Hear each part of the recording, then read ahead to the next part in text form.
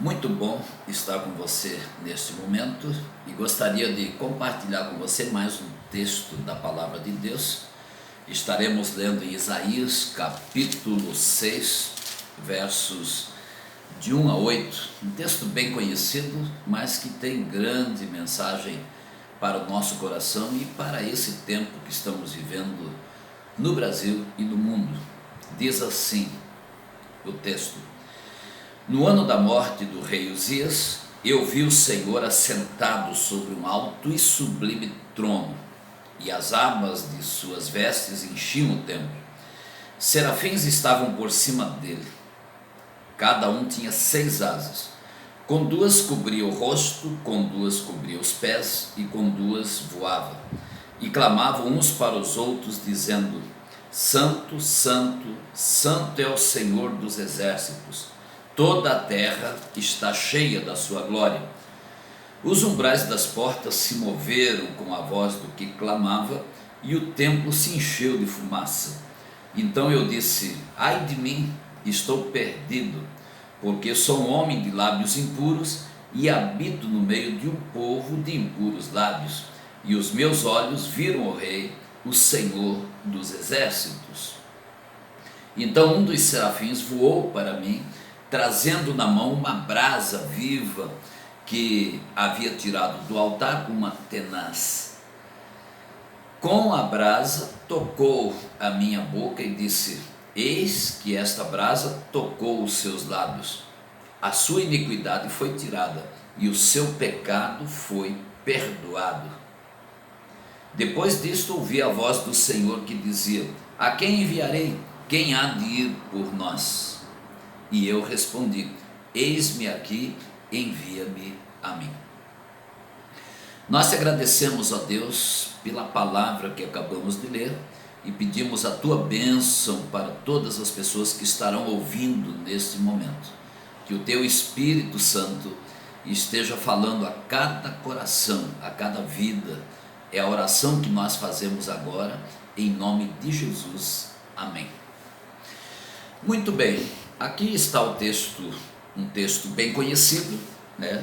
Todos já leram, todos, pelo menos aqueles que gostam da leitura da Bíblia, já leram o livro do profeta Isaías e sabem da importância desse texto e as grandes mensagens que ele traz para o nosso coração. E eu gostaria de pensar, com base nesse texto da palavra e também abordando os primeiros 10 capítulos do livro de Isaías, o que fazer diante de extrema corrupção. Exatamente isso que estava acontecendo com o povo de Judá, extrema corrupção. E nós aprendemos com Isaías o que fazer diante de um momento de extrema corrupção em uma nação, em um país.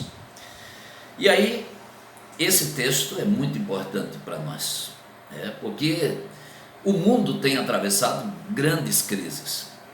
Nós sabemos que além dessa pandemia que tem ceifado milhares de pessoas e tem transtornado a vida de quase todos os habitantes da Terra, ainda enfrentamos dificuldades em se manter a economia, por exemplo, e assim estão surgindo crises sociais profundas causadas pelo desemprego e, como consequência, a fome e a miséria vem assolando milhões de pessoas ao redor do mundo.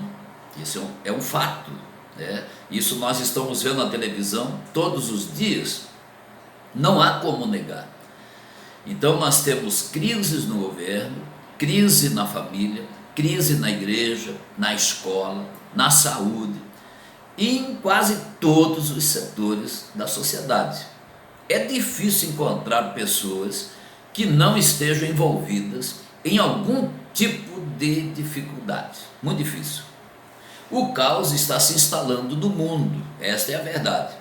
Mas diante disso, terá a palavra de Deus alguma mensagem para nós? O que a Bíblia tem a dizer para esse tempo difícil que estamos enfrentando?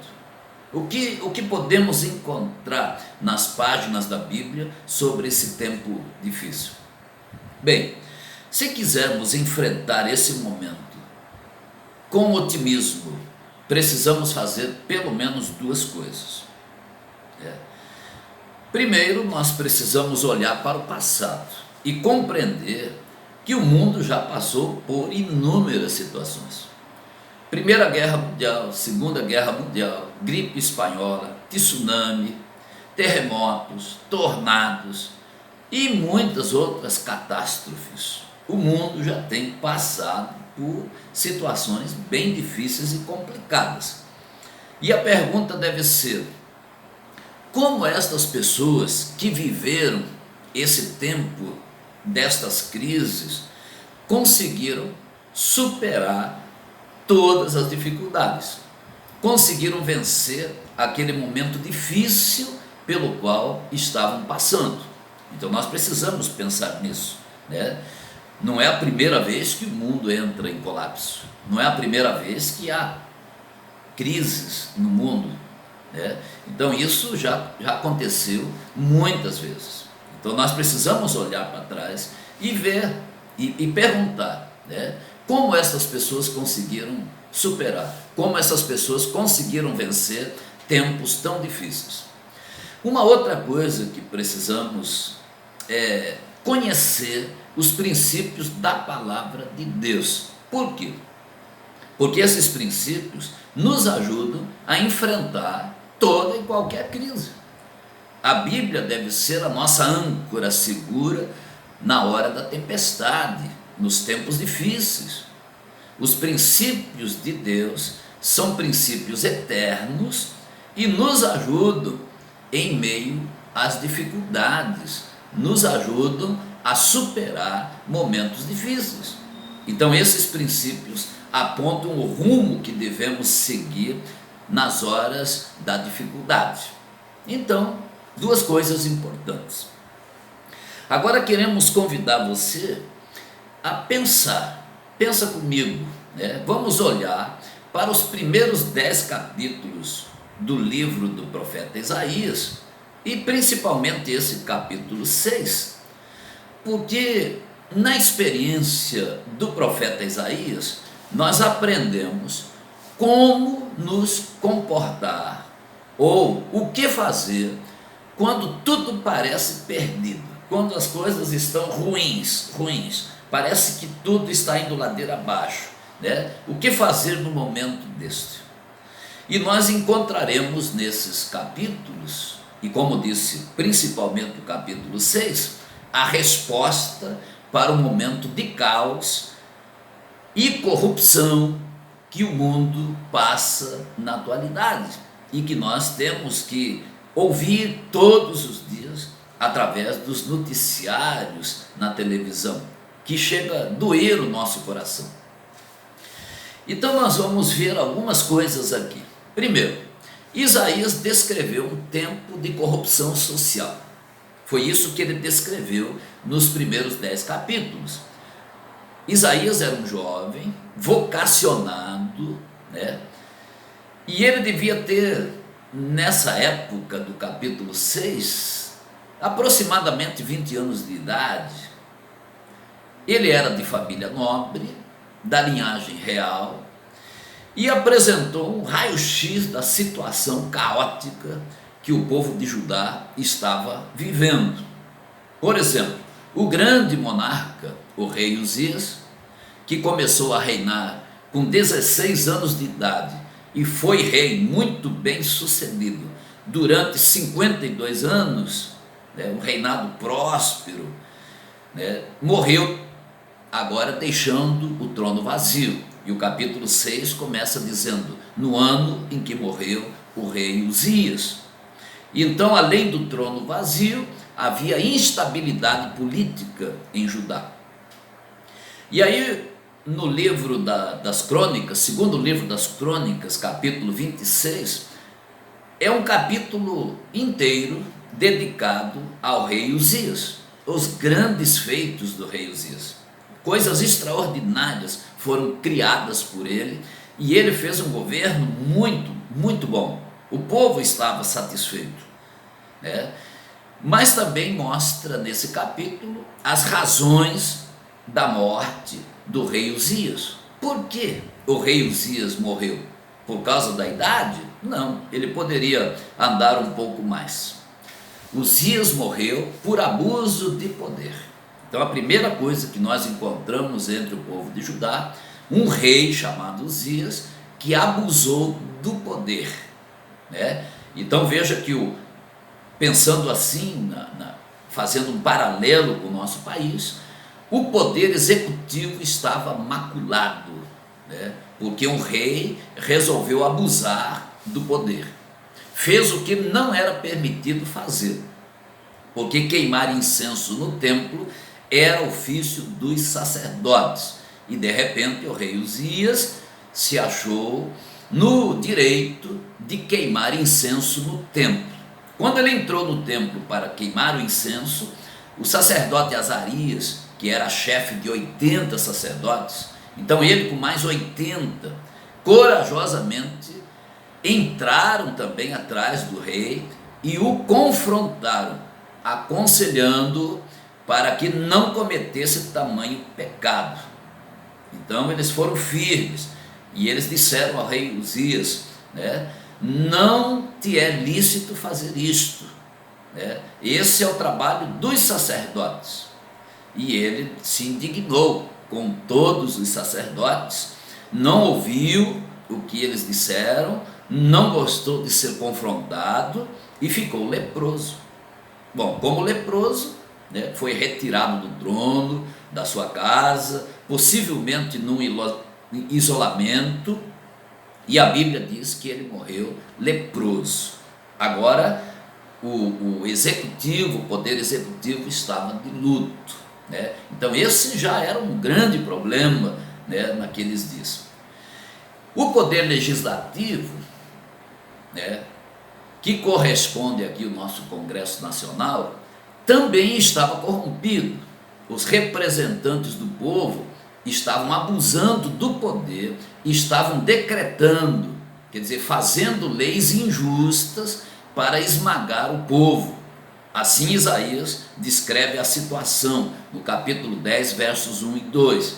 Ai dos que decretam leis injustas, dos que escrevem leis de opressão para negarem a justiça ao pobre, para privarem o direito dos aflitos do meu povo, a fim de despojarem as viúvas e roubarem os órfãos. Então veja, poder legislativo corrompido, fazendo leis, né, que estavam beneficiando a si próprios e prejudicando o povo, né, trazendo maiores dificuldades sobre o povo. Mas o poder judiciário também estava corrompido.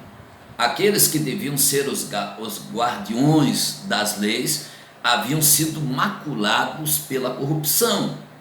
Os juízes estavam recebendo suborno e condenavam os pobres e inocentes. Em outras palavras, estavam vendendo sentenças. E essa atitude dos juízes também se tornou um escândalo, mostrando o poder judiciário corrompido. Isso está no capítulo 5, verso 23, que por suborno justificam o ímpio, mas ao justo negam a justiça. Então isso é venda de sentença. O ímpio que tem dinheiro compra a sentença, né? Então ele é considerado, né, justo, e o coitado que é justo, mas é pobre, não tem dinheiro, era condenado. Então a corrupção estava tomou conta dos três poderes. Também nós percebemos que a religião estava corrompida. A religião também estava condenada por Deus. Alguns sacerdotes se tornaram profissionais, vendiam suas consciências. E também havia falsos profetas que falavam mentiras para o povo. Ao invés do povo ouvir o profeta de Deus, eles não ouviam, queriam ouvir os falsos profetas, que sempre tinham uma mensagem agradável, mas que não era verdadeiro. Então havia um ritual pomposo, mas o povo estava longe de Deus, enfermo por causa do seu pecado, com as mãos contaminadas de sangue, multiplicavam os altares só para aumentar os seus pecados diante de Deus. E aí nós vemos isso no capítulo 1 do profeta Isaías, a partir do versículo 11, diz assim: o próprio Deus veio, em direção àquele povo, condenando a sua vida religiosa, e ele diz: assim diz o Senhor, de que me serve a multidão de sacrifícios que vocês oferecem? Eu estou cansado, farto dos holocaustos de carneiro e da gordura de animais cevados. Não me agrado do sangue de novilhos, nem de cordeiros, nem de bodes. Quando comparecem diante de mim, quem requereu de vocês esse pisotear os meus átrios? Não me tragam mais ofertas vãs. O incenso é para mim abominação, e também as festas da lua nova, os sábados e a convocação das assembleias. Não posso suportar a iniquidade associada ao pecado. Então, não posso suportar a iniquidade associada à reunião solene. É isso que está dizendo o texto. As festas da lua nova e as solenidades, a minha alma as odeia, já são um peso para mim. Estou cansado de suportá-las. Quando vocês estendem as mãos, eu fecho os meus olhos. Sim, quando multiplicam as suas orações, não as ouço, porque as mãos de vocês estão cheias de sangue. Lavem-se, purifiquem-se, tirem da minha presença a maldade dos seus atos, parem de fazer o mal, aprendam a fazer o bem, busquem a justiça, repreendam o opressor, garantam o direito dos órfãos, defendam a causa das viúvas. Então nós temos aqui, a condenação de Deus quanto à vida religiosa daquele povo. Também percebemos que a economia estava entrando em colapso, estava abalada, porque o pobre ficava cada dia mais pobre e o rico cada dia mais rico. Impostos altíssimos eram cobrados das pessoas, e um pequeno grupo tinha todo o dinheiro nas suas mãos. Aí o capítulo 5, verso 8 vai falar sobre isso, dizendo: ai dos que ajuntam casas e mais casas, reúnem para si campos e mais campos, até que não haja mais lugar, e ficam como únicos moradores no meio da terra. Quer dizer, um pequeno grupo estava possuindo tudo, enquanto a maioria das pessoas estavam passando necessidade, estavam passando fome. Bem, além do colapso econômico, dessa roubalheira daqueles que estavam no poder, também havia inversão de valores. A corrupção chegou em todos os setores da sociedade e os seus valores foram invertidos. E aí no capítulo 5, verso 20, Isaías vai dizer: ai dos que ao mal chamam de bem e ao bem mal, que fazem das trevas luz e da luz trevas, põem o amargo por doce e o doce por amargo. Ai destes que estão invertendo os valores. Então, com essa inversão de valores, o caos se estabeleceu na sociedade e o povo perdeu o seu referencial. Não sabiam mais o que era certo, o que era errado, o que era luz, o que era trevas, estavam invertendo todas as coisas. E a gente vê que é exatamente isso que acontece em nossa sociedade. Aquelas coisas que são boas, as pessoas não querem, preferem o errado. Um exemplo disso é o próprio casamento, a própria família. Família instituída por Deus, com um homem, uma mulher, filhos, para muitas pessoas está fracassado, está falido. Agora, casamento de pessoas do mesmo sexo está jóia. O que é isso? Inversão de valores. E aí, com essas coisas todas, a crise espiritual aconteceu, né?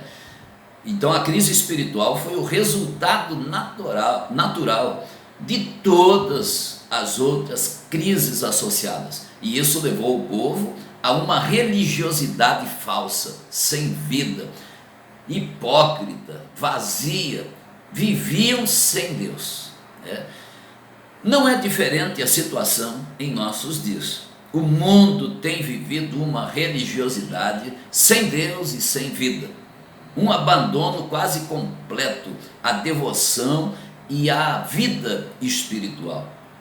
Então, qual foi a reação de Isaías diante de todas estas coisas que estavam acontecendo, ou que estavam acontecendo entre o povo de Judá? Ele apresenta aqui, ele descreve o caos no meio de um povo, no meio de um país, entre o povo de Judá. Corrupção em todos os setores. O que fazer? E aí nós aprendemos que, ao invés do desespero, devemos buscar a Deus. Foi isso que ele fez, né? Ao invés do desespero, Isaías buscou a Deus. A crise aumenta quando esse conselho não é colocado em prática. Isaías não mergulhou a sua alma no desespero, né? Ele olhou para a sociedade, viu a situação, ficou apavorado com todas aquelas coisas, né? Tudo que estava acontecendo, mas foi em busca do Senhor. Sabia que não encontraria resposta em nenhum outro, senão no Senhor, Deus, no Criador do céu e da terra. Então Isaías não ficou parado, né? Ele não ficou sem saber o que fazer. Ele sabia onde poderia encontrar a resposta, né? Então Isaías se dirigiu para o templo em Jerusalém. Naquela época o templo era o lugar, a casa de Deus, o lugar onde Deus falava, né? Hoje é diferente, o nosso corpo é o templo do Espírito Santo de Deus. Então Isaías reagiu diante da crise e buscou a solução, não simplesmente nos recursos da terra, mas junto ao trono de Deus. Ele foi à presença de Deus em oração e em súplica. E é isso que nós encontramos nesse capítulo 6. Veja bem, vou repetir o verso 1. No ano da morte do rei Uzias, eu vi o Senhor assentado sobre um alto e sublime trono, e as abas das suas vestes enchiam o templo. Ele tinha ido ao templo, então no templo ele viu o Senhor assentado no trono, né, e viu, né, que a presença de Deus enchia aquele lugar. Também percebeu que havia serafins voando de um lado para outro, e ele diz: serafins estavam por cima dele, cada um tinha 6 asas, com 2, né, cobriam o rosto, com 2 cobriam os pés, e com 2 voavam. Então ele percebeu que existe um Deus, que Deus continua no trono, que Deus não abandonou o mundo como muitas pessoas pensam. Deus está no trono. Se Ele está no trono, Ele continua governando. Então isso ele percebeu quando buscou a Deus. Quando deixamos de olhar para Deus, né, quando deixamos de buscar a Deus, a impressão é que o mundo está abandonado, sem controle. Mas quando olhamos para Deus, nós percebemos que Ele continua no trono, continua governando todas as coisas, e que tudo o que acontece é permitido por Ele. Então veja, Isaías na hora da crise buscou ao Senhor. Hoje é diferente. Muitas pessoas na hora da crise abandonam a Deus, abandonam a fé, abandonam a devoção, ficam decepcionados com Deus, esfriam na fé e até duvidam, né? Duvidam das promessas de Deus. Isaías, todavia, foi ao templo, buscou o socorro que vem do Senhor. E foi nessa busca, então, que ele viu, né, que o mundo não estava abandonado, que o povo não estava abandonado. Abandonado sim pelos líderes políticos, mas por Deus não. Deus continuava no controle de todas as coisas. Então isso é importante, né, para todos nós olharmos, né? Então veja que foi um outro exemplo na Bíblia, por exemplo, Ana, né? Ana estava numa situação difícil, o que ela mais queria, isso está no primeiro livro de Samuel, capítulo 1, né? O que ela mais queria era ser mãe, né? Mas ela era estéril, então humanamente impossível ser mãe, e ela ficou muito angustiada, ela entrou numa crise existencial muito grande, porque ela queria muito ter um filho, e não podia, né? E então, um dia ela buscou a Deus, e foi exatamente buscando a Deus que Ana ouviu uma palavra libertadora para a sua alma e a cura da sua esterilidade. E a sua vida foi tirada de um poço de depressão e foi lhe dado um filho. E ela então gerou Samuel. Também foi numa busca a Deus, por exemplo, Jacó estava com problema com seu irmão Esaú, mas ele foi, né, ao invés de ficar desesperado com esse problema, ele foi a Betel buscar a Deus, e ali então ele estava diante do Senhor, orando, clamando, e ele viu o céu aberto e ouviu as benditas promessas de Deus sendo reafirmadas para a sua vida e para a sua família. Então isso foi importante. Aí a pergunta é a seguinte: como você tem enfrentado as crises que atingem a sua vida? Pense nisso, como você tem enfrentado as crises que lhe atingem? Siga o exemplo desses servos de Deus do passado, e você terá forças para suportar todo e qualquer problema que pode chegar à sua vida. Essa é uma grande lição. Uma outra lição que nós temos aqui é que Isaías olhou para o céu, para Deus, e não para o caos que se havia instalado em Judá, né? Ele não olhou, não ficou focado naquele caos, né, desanimado, reclamando com aquela corrupção que havia tomado conta do seu povo. Ele olhou para o céu, olhou para Deus, né? E ele ergueu os olhos e viu Deus assentado no seu trono. Então veja que Deus está na sala de comando, ele reina, independentemente de todas as crises que têm assolado o mundo.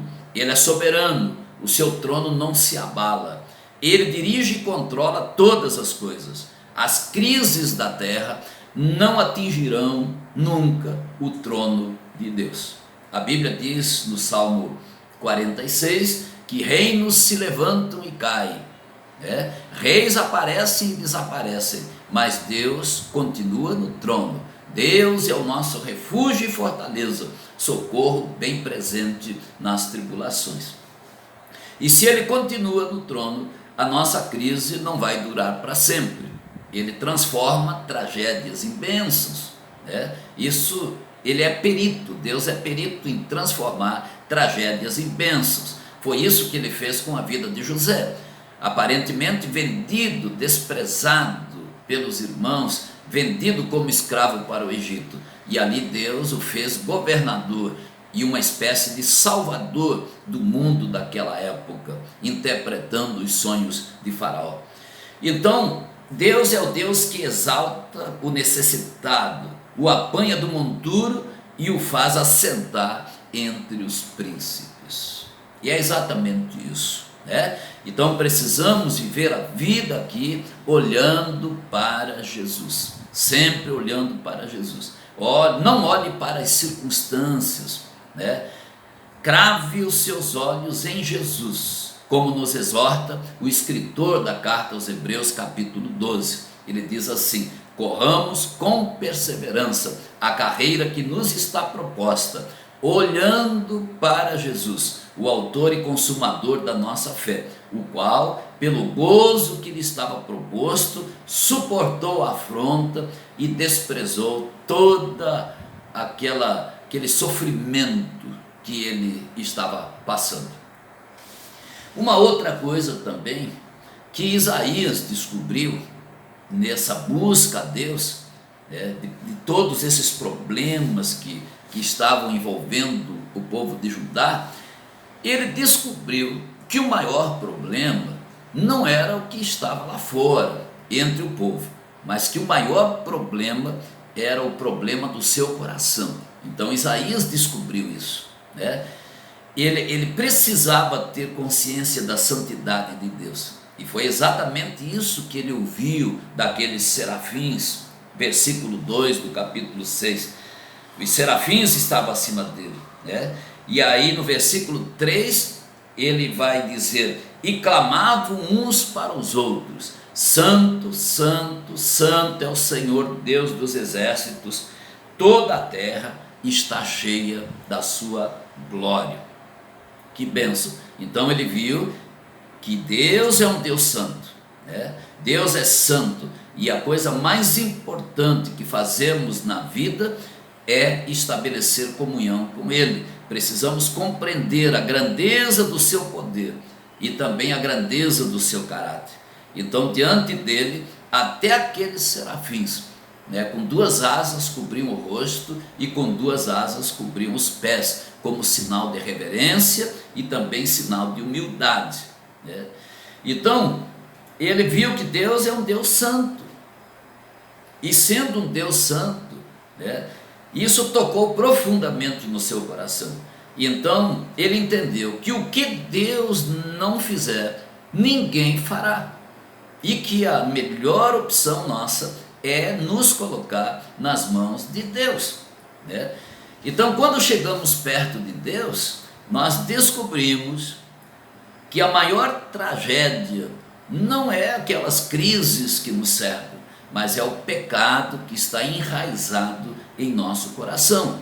E aí Isaías vai dizer, né, nesse capítulo 6, a partir do versículo 5, ele vai dizer assim: ai de mim que estou perecendo, pois eu sou um homem de lábios impuros, e habito no meio de um povo de impuros lábios, e os meus olhos viram o Senhor, os meus olhos viram o Rei, o Senhor dos exércitos, né? Então ele percebeu agora que o grande problema não era aquela corrupção que havia entre o povo de Judá, mas o maior problema era o pecado que existia no seu coração.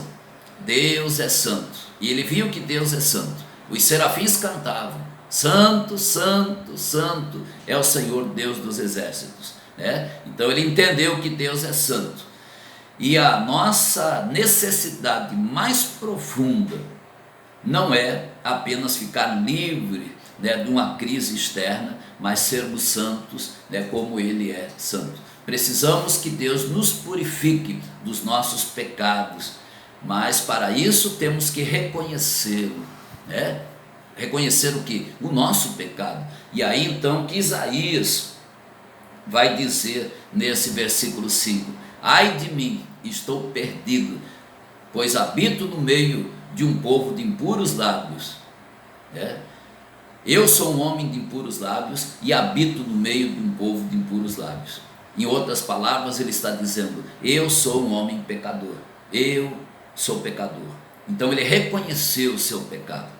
Então veja, ninguém pode ter uma verdadeira visão da glória de Deus sem sentir profundamente o pecado do seu coração. Quanto mais nos aproximamos de Deus, mais nos sentimos pecadores. E é exatamente por isso que muita gente não quer saber de Deus e não se aproxima de Deus, porque não quer que os seus pecados sejam manifestados. Então ele prefere ficar na sua vida de pecado, porque uma aproximação de Deus implica em ver e sentir que somos pecadores. Jó também falou sobre isso no capítulo 42, versos 5 e 6. Agora os meus olhos te veem, e por isso me abomino no pó e na cinza, né? Então Pedro, quando se encontrou com Jesus, também disse: retira-te de mim, Senhor, porque sou um homem pecador. Então, quando olhamos para Deus, que é santo, a consciência do pecado imediatamente vem, ela nos mata, nos esmaga, e aí sentimos que precisamos resolver isso, né? Então nós vemos lições extraordinárias nesse texto. E uma outra coisa que Isaías entendeu, naquele momento de crise, ser a resposta de Deus para o caos que o povo de Judá estava vivendo. Onde tem a resposta? Quem será a resposta? Isaías sentiu que ele seria a resposta. Então, na crise, precisamos ter uma visão clara dos desafios de Deus para nossas vidas, porque isso opera a mudança. Deus falou a Isaías aqui de 2 desafios. O primeiro desafio foi a sua própria restauração, porque o nosso Deus é um Deus que perdoa, é o Deus que salva, que liberta, que purifica, que transforma, que faz novo, tudo novo em nossa vida. Isaías foi purificado e um daqueles serafins voou para o altar e com uma pinça pegou a brasa e tocou os lábios de Isaías e disse: a tua culpa, como você reconheceu o seu pecado, Deus mandou dizer aqui, que a tua culpa foi tirada e o teu pecado foi perdoado. Então ele foi restaurado por Deus e agora ele tinha condições de enfrentar aquela crise. Assim, aconteceu com a mulher samaritana, com Zaqueu, com Bartimeu. Todas as pessoas que tiveram encontro com Jesus, foram purificados, e aí estavam em condições de serem usados pelo Senhor.